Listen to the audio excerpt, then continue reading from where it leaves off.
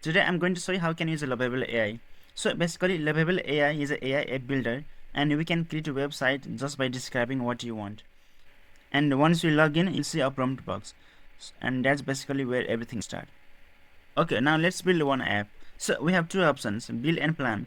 And with build, it just generates a website for you, and with a plan you can discuss before building anything, so you can do some customization. So I'll choose the second option. So I'm going to ask build a website to track daily calorie intake and add different foods, and I can choose plan, so I can customize some things. Now I can choose a user account, the first one, and custom food only. I can choose the second one. I can select all of this. I can approve. It will take some time, and once you finish everything, and now we can see our website is ready.